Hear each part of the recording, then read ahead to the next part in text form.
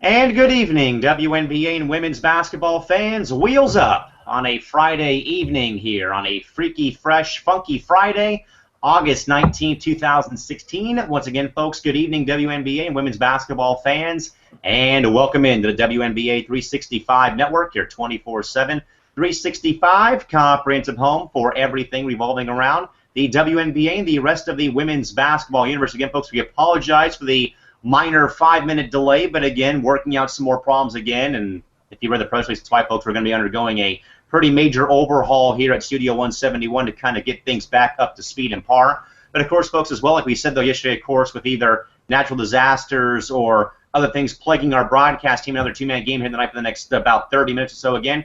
Joined again this evening here by Tanisha Stewart, Shorty Mama 24 up in Los Angeles, and like normal, Cal McClure joining me, folks, here from Studio 171 in San Diego. Shorty, good to see you again tonight. One more day of Olympic coverage, and then we're back to normal finally for the remainder of the 2016 WNBA season. How's it going tonight?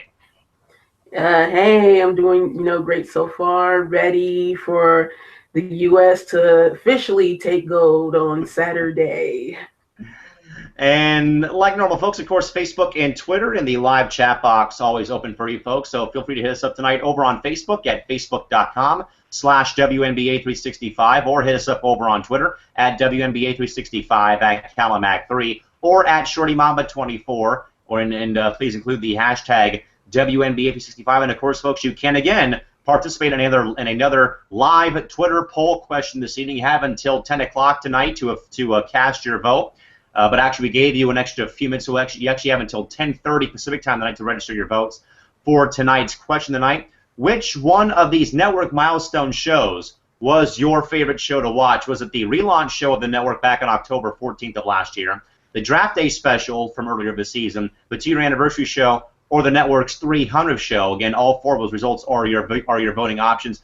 So head over to our Twitter page at WNBA365 and cast your vote. We'll have those results for you folks at the end of our program this evening. We'll actually, folks, be cutting it at 10 o'clock tonight because that is our scheduled ending time for this evening's show. So again, you have still got plenty of time to vote and have your voice be heard on what you think is the #1 show in network history since our rebrand. Okay, Shorty, 2 games tomorrow, then back to normal next week for our WNBA 2016 season coverage. Now, folks, a quick heads up, the tentative start time right now for our special second half season preview show is going to be at 10 o'clock Eastern, 7 p.m. Pacific. That is a tentative time, as now unconfirmed, but tentative time of 7 p.m. local time in San Diego and on the PAC time zone. 10 o'clock Eastern to accommodate all of our friends back east, so we're not keeping them up till 12 o'clock or 1 o'clock in the morning talking women's hoops with their other jobs that, of course, they have to attend to. But again, the tentative start time again for the upcoming second half WNBA season preview show again is a 7 o'clock tentative start time for all of us folks here on the West Coast, 10 o'clock Eastern again back here on WNBA 365. Okay, Shorty, final 2 games of the 2016 Rio Olympic Games will be taking place tomorrow on Saturday. And folks, I really want to give you a quick apology, but the start times, though, we're right all along. The start times, actually, folks, for the games I was saying that were in Rio time on the FIBA site. Thank you, computer, for being for the Pacific time zone. All those games were Pacific time start, so I greatly, wholeheartedly apologize for the error in starting times. But again, 7:30 Pacific time and 11:30 a.m. are these game times for the 2 games coming up here over the weekend. Starting off, Shorty, with the third-place game again. France will take on Serbia. Again, 7:30 Pacific time, 10:30 a.m. Eastern for the third-place game. Pretty much what we said already in regards to this. Again, 2 teams that probably were not favored nor picked to be in this predicament this year. In regards to, again, how we saw upsets earlier in the tournament by both these teams. Of course, the big one with it being Australia getting bumped out by Serbia back a couple days ago in the knockout stage, which of course was a pretty monumental victory for Serbia for their belt. And again, Shorty, it just kind of seemed like, though, for Serbia at least, they have played a different brand of basketball since losing to Team USA. And again, as we said, using that USA game as a measuring stick for them now. France, of course, a veteran-led team, of course, that has played pretty well in spurts so far. Again, obviously the loss to Team USA Of course, it doesn't really help matters out, but other than that, I had a pretty solid tournament. Shorty, overall thoughts on this matchup, again, for third place between France and Serbia? Oh man, this matchup is definitely going to be huge for Serbia, and the winner takes all for bronze. But as I said last night, I think France's veteran leadership, is going to pull them ahead in this matchup. And how ironic is that on the men's side, the Serbian men's basketball team put out Australia, who was slated to meet, Team USA men's in the gold medal game, and of course Serbia put them out the same way the Serbia women put out Australia as well. But overall, have France in the matchup. Shorty, I know that we've asked this question about a lot of the teams in the Olympic pool, but sure, of course. Shorty, again, Serbia sort of somewhat new kids on the block. Again, we've seen what they have done, though, in other tournaments, either EuroLeague or even recently. But I guess, Shorty, for Serbia specifically, where do you probably see them being in the next 2 to 4 years? I've already asked about Japan and Senegal and other, Canada, of course, but Shorty, where do you think Serbia will be, though, in the next 2 to 4 years in your mind? Well, I definitely, see them in the World Games, somewhere around 2018, because, they're definitely that young team that's on the rise. They have their leaders in Ana Dafovich and Sonia Petrovic, to lead the way. So they're definitely an up-and-coming team that will be in the World Games in 2018 and also the 2020 Olympics in Tokyo. And Shorty, as we go to France again, like we've said, a veteran-led team, but again, they're not spring chickens. They're not spring chickens, as our Dynamite colleague Crystal Thomas would say. But again, there's a few bodies getting up there in age. Again, probably notably, is Sandrine Gruda, of course, who's been involved with the W, or of course her overseas commitments over in Russia with the Katerinburg new club she's playing with. But Shorty, with France being a little bit age heavy, I guess, where are they probably in your mind heading towards 2018 and 2020 in your mind? Where are they at and why? Well, even though they are the veteran group in this matchup, they're not too old. Gruda is only 29, I think, so she'll at least have a couple more years along with Yakubo, and they also have a young guard talent, and I can't really pronounce her name. I think is Igapova or something like that. Sorry if I pronounce her name, but she's definitely the young talent, on the team. So they're not too old, they're just a little bit, average in age older than Serbia. So again, folks, Serbia will take on France for third place tomorrow in women's hoops. Game time is at 7:30 a.m. Pacific time, 10:30 a.m. Eastern. And a quick comment from the man in the box, Todd Mintz, about this game. He says, would have gone with France, but with Nador being injured, that was the main reason why I went with Serbia. Size of the guard position for me favors Serbia at the guard spot for the game. And of course, folks, for all of the marbles tomorrow at 11:30 Pacific time, 2:30 Eastern, Team USA and Spain hook up for the gold medal competition. Last time that Team USA has played Spain in the past 4, or most recent Olympic Games, folks, dating back to '92. Team USA last played Spain 103-63, beating them in group play earlier on in the Olympics. Then also beat Spain in 2008, 93-55. Beat Spain again in 04, 71-58 in first ever matchup. In 1992, Team USA squashed Spain 114-59, a final score in that matchup from 1992. Of course, Shorty, we know about what Team USA is going to bring to the table, and also, notably, again, final Olympic game, or Olympic Games, I should say, of course, for Tamika Catchings, potentially final games for Sue Bird, Diana Taurasi, Lindsay Whalen, and perhaps even Simone Augustus along with Sue Bird. So, Shorty, what are your thoughts about Team USA riding this huge wave of momentum into the gold medal game, again, looking for their 6th consecutive women's basketball Olympic gold medal? Oh, without question, they are going to get it. They're going to ride the tidal wave all the way to the shore, because it's certainly no competition. I think, some players on Spain's side will step up as far as Ana Cruz, Sylvia Dominguez, and Leticia Romero. But at least for the guards for Spain, I mean, they're good, but I don't think it'll be enough. And also, Sue Bird is possibly slated to play on Saturday. Again, folks, there's also some news to report. Again, Sue Bird, in spite of the injury again, is scheduled to play for Team USA. Reports are in that she is going to suit up and, again, potentially play. Again, right now, still day-to-day, but, again, nothing really set in stone on Birdie's return to the lineup again following that popped knee that she suffered in the last matchup for Team USA.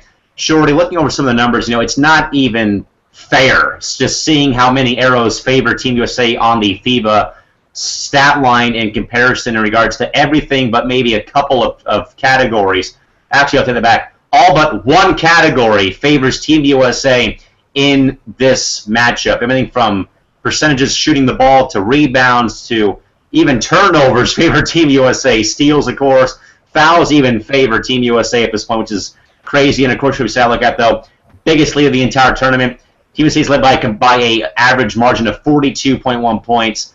Spain has led for an average of 17.9 points, and then Team USA has led for almost 37 minutes of every game played so far. Spain has led for just under half an hour of action. So, Shorty, what about Spain? Now, again, Spain not picked again, like we've already said, not picked to be here again.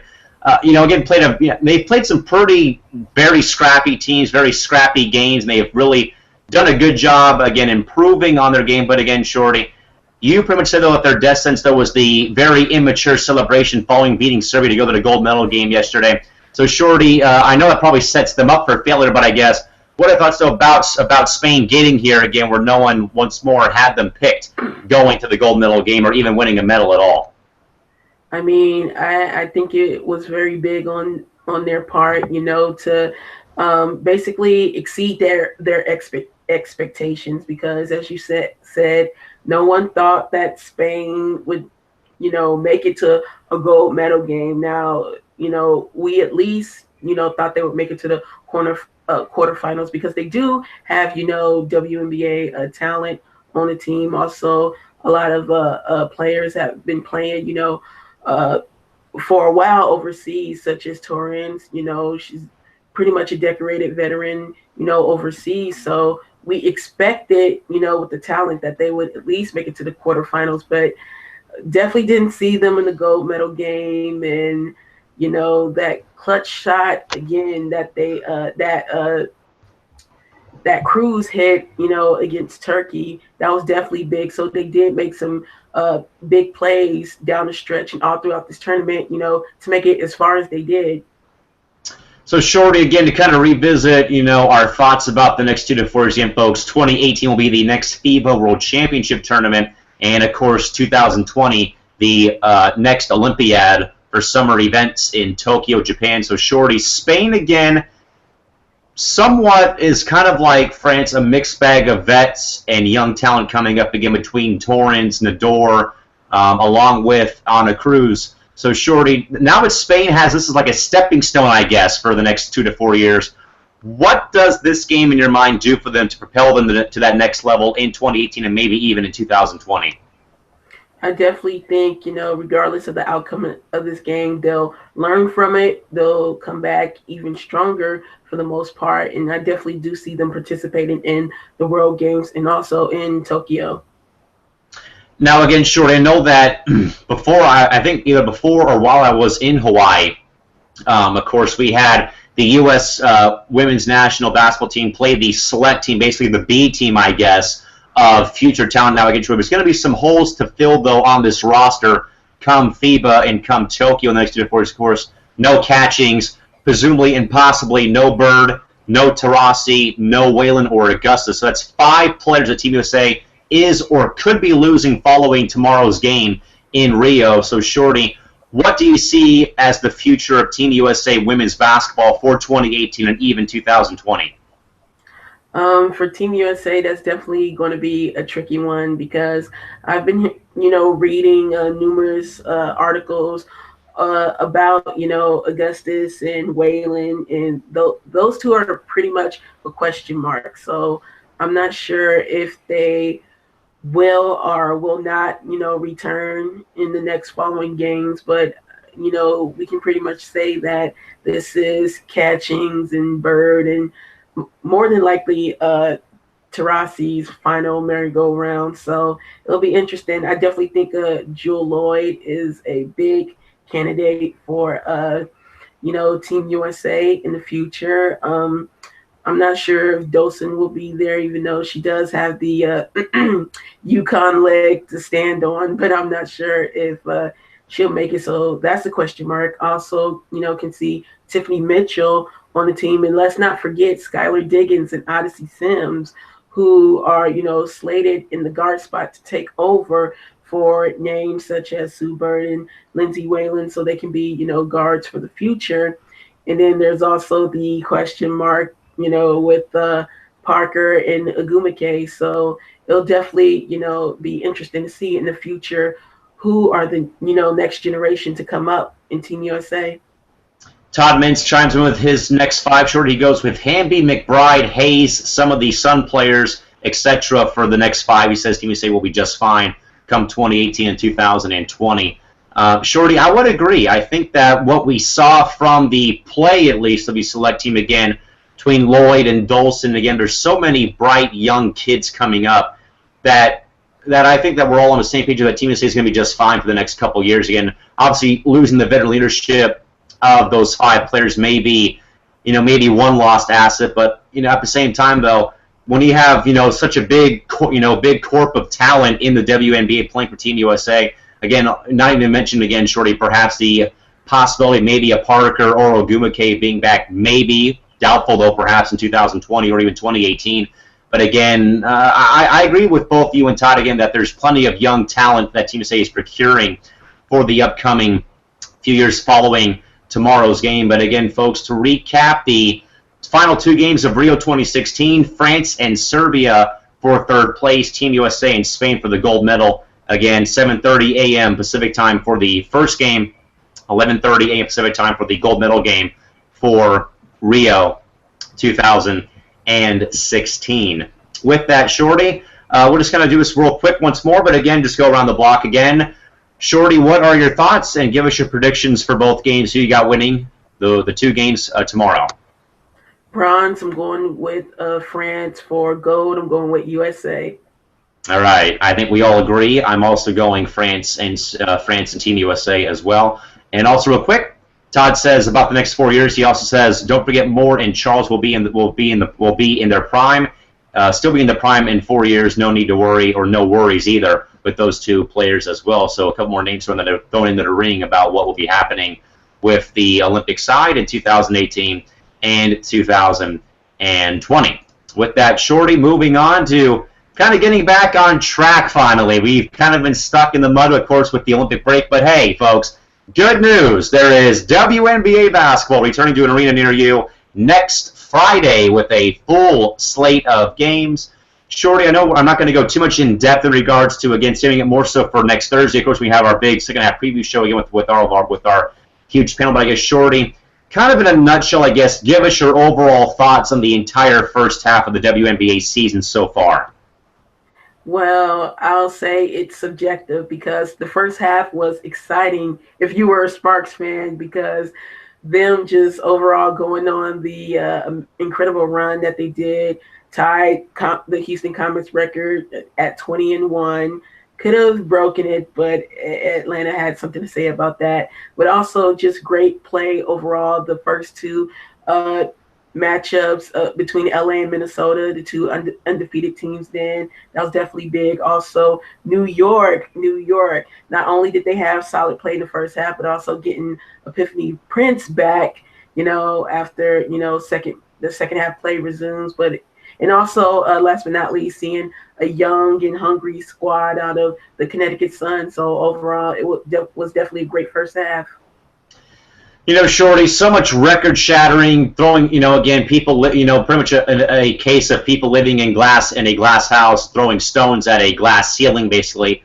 What we've seen, again, and I said something, too, a while back in an article I wrote, was that the 20th season for the WNBA has either met or even exceeded expectations for for such a huge year in the fractured history or the slow building process of history for this up and coming league again. What we've seen, of course, this year alone between the jockeying for position of who's going to break this record between the Lynx and Sparks, of course, with the two teams with the starts that we've seen so far out of those two teams. Of course, LA 21-3 at the break. No one saw that coming, I think, at all. Of course, Minnesota defending their championship again after winning their third title in 5 seasons, with them being, of course, them still being a legitimate powerhouse of this league.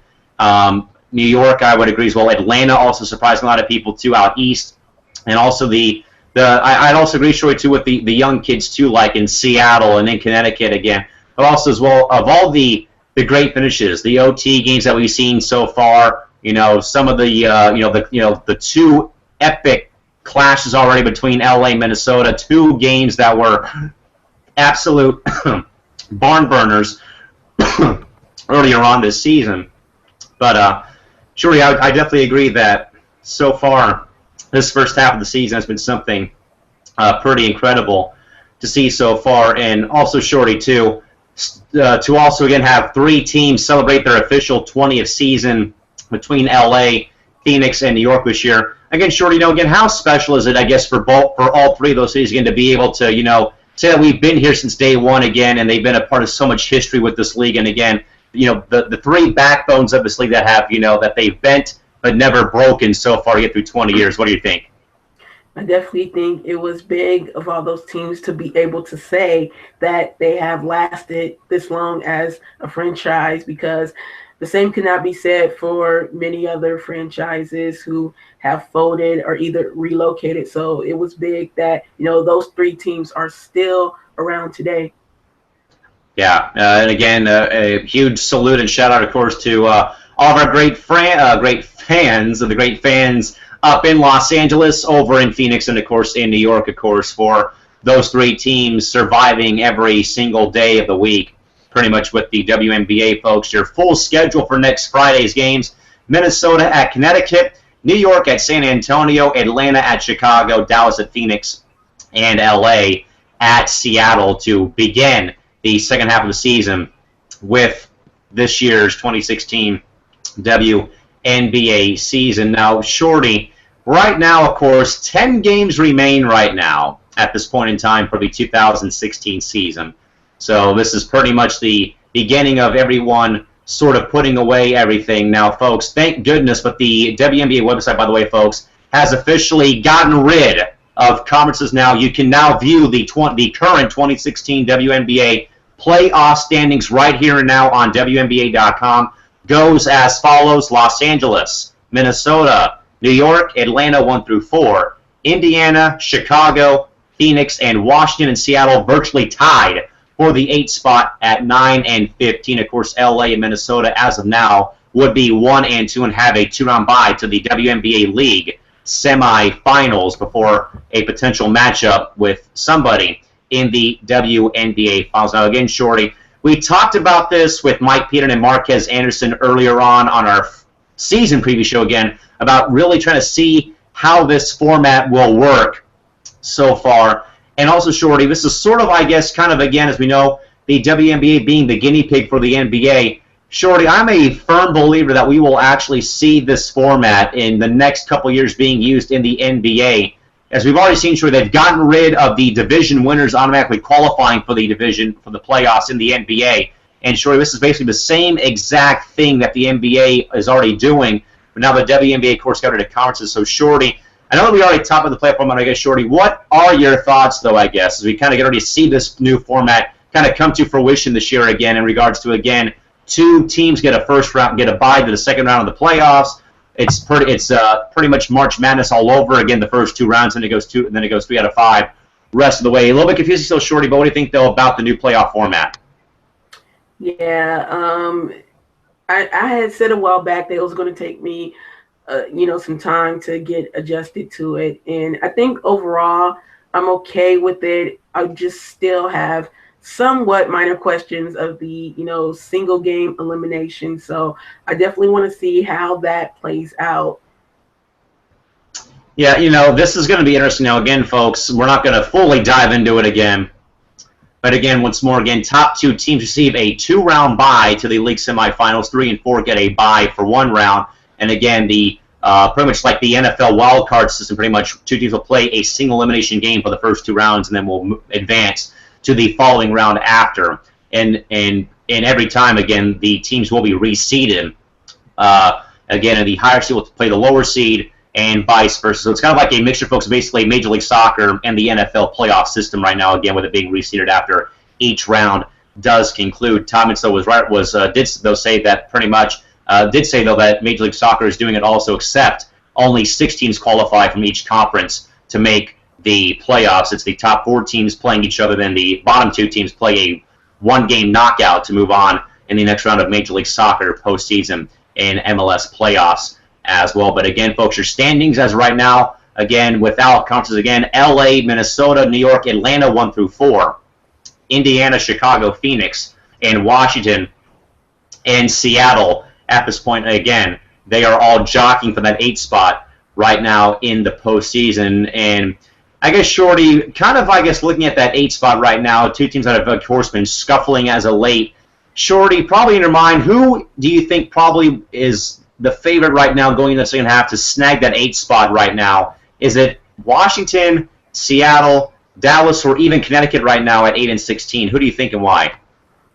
At this point, I might give it to Dallas because, of course, they're going to have Glory Johnson back, after suffering that toe injury. And I think they'll be, much more better and much more, solid. But it could go either way because in the second half, Connecticut is definitely going to be hungry.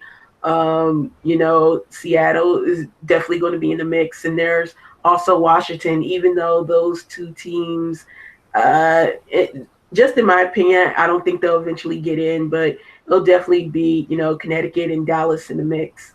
Yeah, I agree with Dallas in the mix. I also agree with Seattle as well in the mix, just to throw them in there because they are right now kind of teetering and being tied with Washington, but also I'm going to go with Dallas and Seattle. And, of course, Shorty, there's the 2 teams that have, pretty much been vastly superior, but also have played 2 monumentally entertaining, exciting games for not just Sparks and Lynx fans, Shorty, but for the entire league and women's basketball world. What we've seen from both these teams so far, Shorty, they are virtually tied in every single category right now in the standings right now. We'll look across the board real quick, folks. LA at 21-3, 7-1 conference record, 11-1 at home, 10-2 on the road, and 8-2 in their last 10 played. Minnesota 21-4, a half game behind Los Angeles, 12-1 conference record, 11-2 at home, 10-2 on the road, and 8-2 in their last 10 played. They've won 6 straight. So, Shorty, you can see right then and there that this is going to be human chess for the next matchup in LA, and also perhaps a de facto WNBA Finals preview. Shorty, what can you say right now between of how, again, this has been by far, and also, Shorty, first and foremost, again, of how it's somebody with Minnesota, but it's not Phoenix or not someone else, how there's some new blood injected here again, and Shorty, of how these 2 teams have been able to thrill so many fans in LA, in Minneapolis, but also, though, the entire league with how they've played so far this season. Shorty, your thoughts on the human chess match between the Lynx and Sparks right now, again, what's been a very, very fun and very, very epic series so far through 2 regular season matchups. Oh, if we thought it was epic in the first half, oh my goodness. Just wait till Friday comes. The epicness will continue, with the Lynx, before going into the Olympic break. They were hot. They were on a 6-game winning streak. And as of now, LA is only a half game, above, the Lynx for the first seed. So those 2 teams are going to be jockeying for that home court, basically. And it's definitely going to be interesting between those 2 teams because when comparing schedules, LA definitely has the toughest schedule out of the 2. But once again, the thing with Minnesota will fatigue become an X factor for them. So it'll definitely be fun to see in the second half. And by the way, Shorty, Todd agrees with you. He says, I think Shorty's right. Dallas has underachieved all season, and they have a slew of injuries, so he agrees that maybe that they sneak in that back door and get the 8th spot perhaps. But again, Shorty, like I said about the entire season living up to expectation, Shorty, this matchup, I think, has probably won over everybody in Minneapolis and Los Angeles again of how this matchup through 2 games. And again, it's a little depressing now that they only played 3 times here because of the new schedule format, Shorty. But what they brought to the table, though, of course, an epic game. I know it was an afternoon game, but Shorty, a game that comes down to the final buzzer. 3-point win for the Lynx in L.A. That Friday, of course, Shorty, L.A. beats them by 18 in their own building at Target Center. So, Shorty, there's not much else to ask for than maybe, perhaps, okay, maybe there won't be a lot. Okay, I'm still going to be intrigued maybe by that matchup on September the 6th. But, Shorty, I'm ready. I want to see a playoff matchup between these 2 teams again. I know we got it in 2012. We had an epic one in 2012 when Minnesota did beat LA that year. But of course, who knows, Shorty? But this is going to be so much fun to watch, though, when the time does come. But again, LA does hold the fort down right now by a half game over Minnesota. LA will open up their season or open up their 2016 second half of the season in Seattle, Minnesota. Or will open up at Uncasville against the Sun, who they did, in fact, lose to on the road earlier this season in a overtime thriller from the Mohegan Sun Arena earlier on this season. Shorty, I guess to put a wrap on the program for the weekend, I guess, and again, 2 more games for Rio tomorrow. But Shorty, I guess to wrap it up, so much fun sitting here covering the entire Olympics here for everybody. Again, I know that we kind of try our best to tie in everything in regards to the other events going on. But Shorty, as you think about it, as we get to wrap up here for the night, Shorty, final thoughts, I guess, on how the 2016 Rio Olympics in your mind went, I guess, for you in your mind. I think, it was overall, great and fun to see.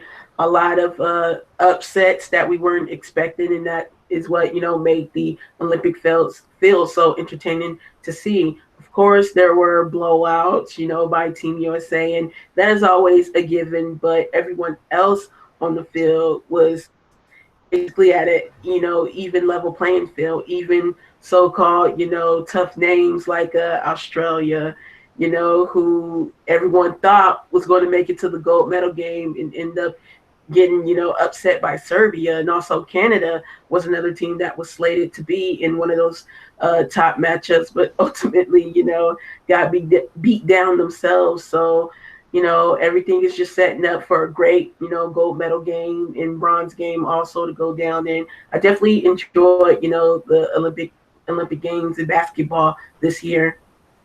Shorty, and also you think about the rest of the games in general. Again, so many people making, pretty much, athletes from all over the world come and make a name for themselves at Olympic Games. Of course, this year we had so many swimming figures here. Of course, Usain Bolt and track. Shorty, what other either individual performances or other team sports got you, I guess, kind of tried to ride them over in Rio this year? Oh my goodness, there was just so much competition, so many games. Gymnastics, I just can't get over how great the Final Five was with Simone Biles, Ali Raisman, and Gabby Douglas.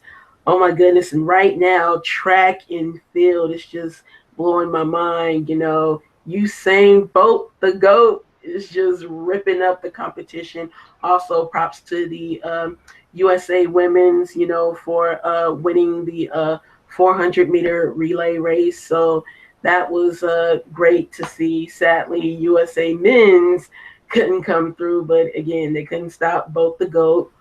And also, sadly, other competitions that did not work in our favor, but was great to see with, the Williams sisters, Serena, obviously getting upset, in their matchup. Team USA soccer basically couldn't pull through, but much props to them, and just overall the competition was amazing to watch. Shorty, you think about it, of course, Michael Phelps, Katie Ledecky, Ali Raisman, Simone Biles, so many American names come to mind about this. Of course, Usain Bolt and him going 9 for 9 in Olympic events in his career and calling it quits. Shorty, for as many problems or as much problems that they had in Rio so far, they did by far probably a better job than a lot of people thought that they would do in regards to hosting these games. I know there is some controversy surrounding Ryan Lochte and the USA swimming team for some antics off away from the pool. But I guess, Shorty, to put a bone on, I guess, hey, another great, fun Olympics here in 2016, and also it was fun, though, folks, being here and able to share the Olympic basketball events with you folks here. But again, once more. But again, 2 more games tomorrow for third place and for gold tomorrow, 7:30 a.m. Pacific time and 11:30 a.m. for Team USA taking on Spain, 11:30 a.m. game time for them tomorrow morning. And by the way, Tom Mintz with a quick stat to know, folks, what he's gathered. If LA is to win both games to begin the Olympic break over Seattle and Phoenix, they will clinch home court in the 2016 postseason. So we'll have more about that when we can get it confirmed and official from our stat department here with the network. With that, though, folks, up until Monday night when we come back here to get you set and get you reacquainted with WNBA programming again. This has been fun, folks, and thanks for stopping by and hanging out with us here, folks, for our time here covering the 2016 Rio de Janeiro Olympic Games for the 2016 Summer Games. Quickly, folks, to kind of get real quick to our final results of our Twitter poll question of the night. Again, we asked you which one of these network shows or network milestones was your favorite show to watch. Was it the relaunch show, the draft party, 2-year anniversary, or the 300 show? 60% of you folks said, and everyone agrees here pretty much, the 2016 draft party is the #1 show and milestone from our Twitter voters. 20% voted for the relaunch show, and 20% of the voters also picked the 2-year anniversary, and nobody picked the 300 show. So again, draft party is by far still the #1 show for the WNBA 365 network. And again, folks, thank you much for chiming in and joining us, and also for voting in tonight's poll question. We'll have another poll question for you folks back here on Monday night, out of the ordinary, or maybe something in regards to the league, or maybe some other nonsense that we'll probably give you folks later on in the week. But again, folks, back here on Monday. Enjoy your weekend, folks. Back here on Monday night. So, folks, take care and have a safe night. Drive home safely. Have a great weekend. See you folks back here on Monday for Shorty Mamba 24, a.k.a. Tanisha Stewart up in Los Angeles. Cal McClure again, San Diego, signing off. Have a good night, folks, and have a great weekend. Take care, and see you back here on Monday. Good night, and bye-bye.